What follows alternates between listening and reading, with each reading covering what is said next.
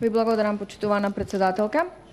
Бев испровоцирана од дискусијата на господинот Иванов, бидејќи на самиот почеток ни одржа лекција за тоа што е буџет, како истиот треба да се концепира, дека истиот е проекција на предвидувањата на приходите и расходите, дека треба да кореспондира со реалната ситуација на терен и така натаму и така натаму. И кажа човекот дека не е економист. Јас, почитуван колега, не сум економист, барем можам така најреално да расудувам со речникот на економијата.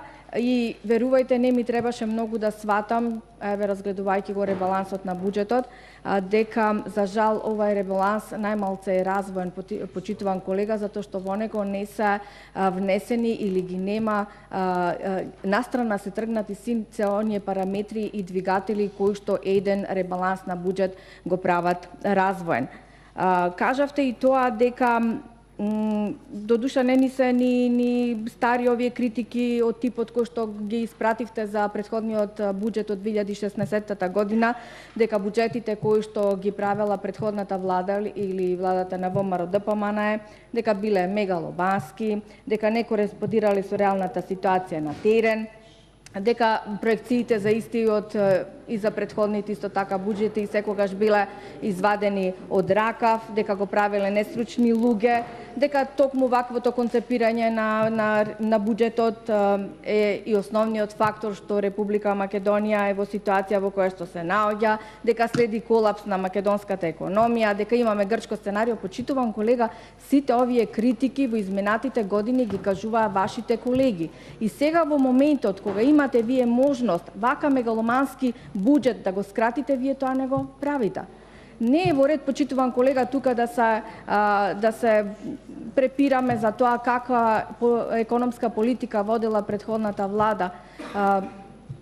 Водењето на економската политика на претходната влада, почитуван колега, беше оцената со највисока оценка не од натрешните, и од натрешните се разбира стручна фела, но меѓутоа од меѓународните релевантни институции, кои што навистина дадоа една позитивна оценка за начинот на кој што претходната влада, претходниот тим на господинот Ставрески така успешно успеа да се справи со сите предизвици пред кои што беше поставена нашата економија.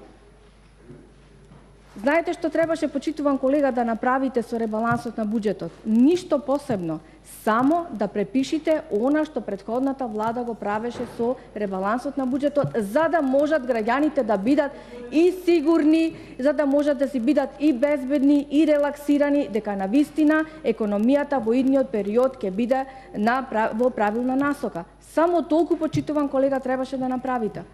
Основните параметри кои што кажав дека се двигатели за една успешна економија, вие не ги имате, напротив, ги имате санкционирано сега тука.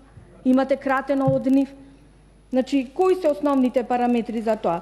Значи, требаше да ставите посебен акцент на стопанството, приватниот сектор преку капиталните инвестиции, но за разлика од тоа, вие кратите 78 милиони евра од капитални инвестиции. Значи, тоа говори за вашата несериозност, дека не сакате да имате развој во идниот период. Посебен акцент на градежништвото. Како можеме да кажеме дека вие го стимулирате градежништвото, кога сите капитални проекти кои што во последните 50-60 години не биле случаи во Република Македонија, а кои се градат претходните 3-4 години, вие ги стопирате. Со едни банални објаснувања кои што, верувајте, не држат вода. Не може да кажете дека проектите од инфраструктурен карактер, кои што се капитални, кои што носат бенефити во економијата за развој на инфраструктурата, за подобрување на животниот стандард, биле закочени заради одредени грешки во проектната документација. Се слушате ли вие што говорат претходните колеги? Тоа е тотално незнаење како еден инфраструктурен проект од капитално значење треба да изоди фазата. Значи, вие немате капацитет тие инфраструктурни проекти да ги завршите. Па таквите проблеми постојано ќе се појавуваат, почитуван колега, при едни такви капитални проекти, но тоа говори дека вие во минатото не сте направиле вакво нешто и затоа не знаете како да се носите во една ситуација. И што е најдобро? Најдобро е дајте да ги стопираме, затоа што ние немаме капацитет истите да ги реализираме. Не може проблем на експроприација на земјиште да биде основа за стопирање на еден капитален проект. Или не може, како што кажа некој колега од претходниот, дека бидејќи имало само една клучка во проектот, дека проектот треба да биде стопиран.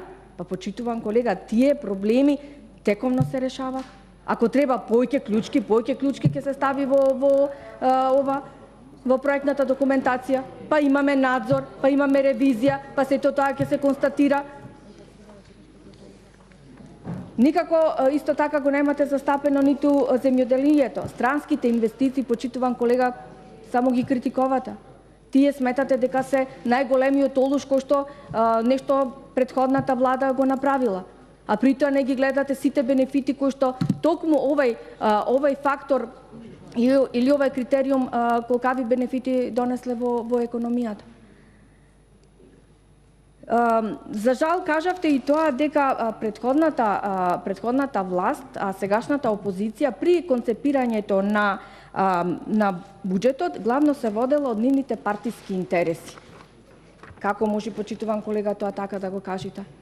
Па секоја политичка партија, вклучувајќи еве и вашата политичка партија, пред граѓаните излегува со една проектна програма.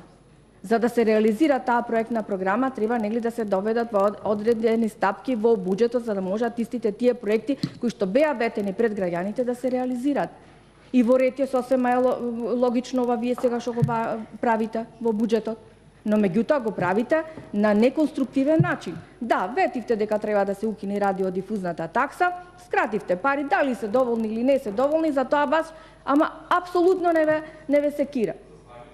И плюс тоа кажавте дека сме донесле некое законско решение сега кое што не кореспондира и дека истото треба не знам кога да се донесело. Па почитуван колега, знаете дека вие постојат амандмани и дека законското решение не е Библија и дека истото може да се амортизира и да се направи да биде согласно ситуацијата. Вие донесовте ставка во буџетот дека ќе укините радиодифузната такса и воведувате 200.000 или 200 милиони денари за укинување на радиодифузната такса. Но за ова да биде подкрепено треба законско решение, како што вие го кажавте. Но тоа законско решение вие го одбивте. А можеше толку едноставно да се измени со еден амандман и да требаше да гласи дека истото ќе биде со важност од тогаш кога нели ќе се донеси ребалансот на буџетот, да речеме од 1 септември и така натаму. Значи, излеговте вие во програма и еве гледаме вашите мерки веќе се во ребалансот на буџетот. Така и претходната влада за своите проекти и за својата програма која што излегла пред граѓаните, за која што добила глас, значи морала да најде соодветни финансиски средства и тоа се прави точно во буџетот. Како се прави еден буџет? Акцентот се става врз капиталните инвестиции. Затоа ви кажав, не требаше да измислувате топла вода. Само требаше да види како претходната гарнитура на чело со господин Ставрески ги правеа ребалансите и секогаш тие ребаланси согласно параметрите кои што ги поставиле, така и на крајот нели излегувале. Ништо друго, почитуван колега, но вие, како што кажав, капиталните инвестиции ги сведивте на нула. И дека овој буџет кој што вие го концепирате, дека треба да одговори на основната желба за целосна партизација на институциите, токму го имате пресликано во ребалансот на буџетот. Овај ребаланс, почитуван колега, оддалеку не е развоен, напротив е дополнителна алатка во рацете на вашиот лидер за остварување на неговите планови, кои што си од овој период на некој начин им се закануваше на луѓето или на граѓаните кои што работат во администрациите, дека ќе има бркање од чистачка до министер и дека тие истите ќе се заменат со партиски војници. И тоа веќе го докажавте и не треба многу да бидете на власт. Во првите 40-50 дена вие тоа веќе си го реализиравте. Но меѓутоа затоа вчера Советот за асоциација на Европската Унија, високата представничка за надворешна политика Могерини и комесарот за проширување Хан ви упати една критика во однос на тоа што правите со администрацијата. Затоа што едно говорите кога пред да дојдете на власт и кажавте дека вие ќе бидете транспарентни, дека ќе се заложите за департизација на институциите на администрацијата. И што гледаме сега? За еден ден сменавте еден куп директори на агенцијата и си поставивте ваши истурени играчи, партиски, кои што членуваат во највисоките партиски тела. Тоа ли е, почитуван колега, департизација на институциите? На таков начин ли сега вие го концепирате буџетот? Со ребалансот кратите суштински проекти кои што се од суштинско значење за граѓаните, почитуван колега. Ако во претходните креирање на буџети и ребаланси на буџети секогаш сме внимавале оние суштински потреби на граѓаните, кои што се од типот, еве ќе кажам, од областа на инфраструктурата, дали тоа комунални проблеми, канализации, водоводи, никогаш не се кратело тоа, напротив се додавало за да истите можат да бидат реализирани. Тоа се основните барања на граѓаните. Затоа за СДСМ повеќе беше важно да се скратат 6375 милиони денари кои што се наменети за водовод и канализации на општините, но затоа пак беше, како што кажав, многу важно да се зголеми буџетот за повеќе пати во Агенцијата за разузнавање, во Агенција за заштита на конкуренција, во Државната комисија за жалби по јавни набавки така натаму. Бевте поборници за зачувување на животната средина. Каде се? Каде се средствата за тоа дека екологијата треба да ја унапредуваме? Никаде, почитуван колега. Ги скративте и тука.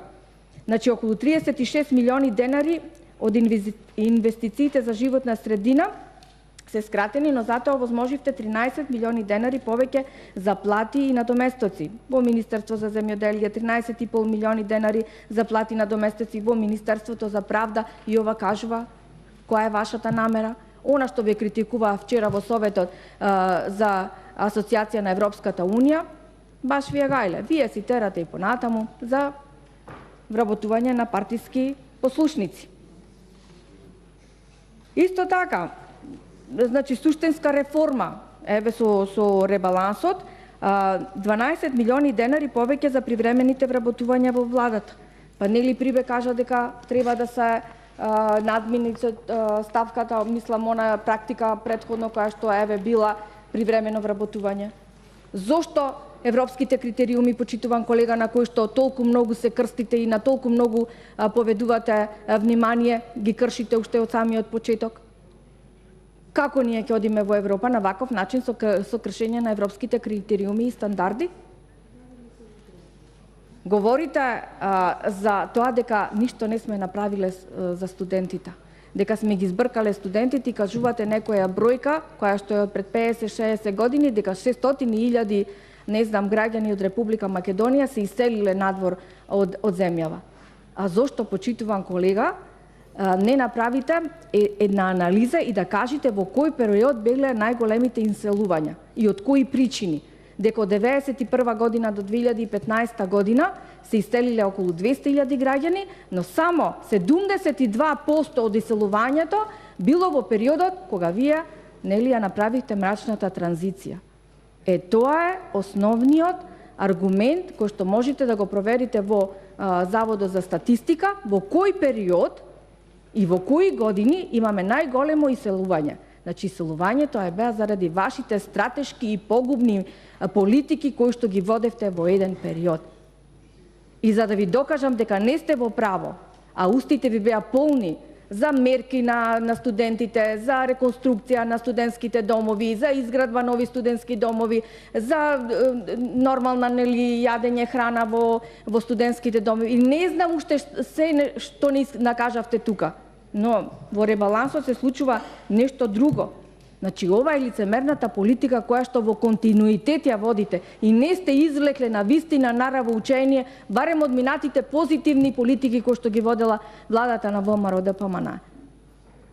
Па не може една економија која што беше под силни удари на светската економска криза, европската должничка криза и еве 3,5 години под влијание на сценариото и политичката криза која што вие сценирате, да издржи едни такви удари, што значи дека на вистина темелите што биле поставени на економијата биле солидни, издржливи. И такви ние едни темели ви оставаме вас. И вие што правите сега со ребалансот? Она што било изградено, поставени темелите, изградена неколку катница, вие сега ја уринате. Па не е во ред, почитуван колега. 155 милиони денари кратите за изградба на студентски домови.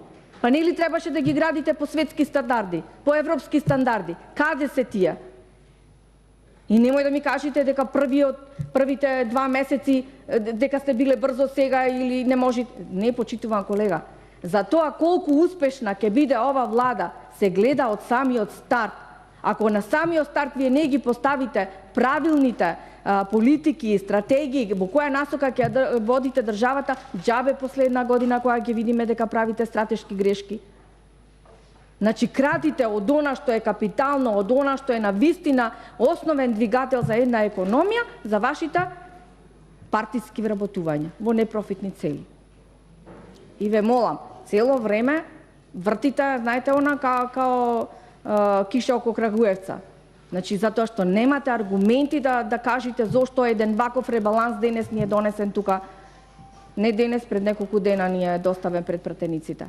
Нема со што да го браните. Немате аргументи за што да го браните. Не е развоен. Ви благодарам.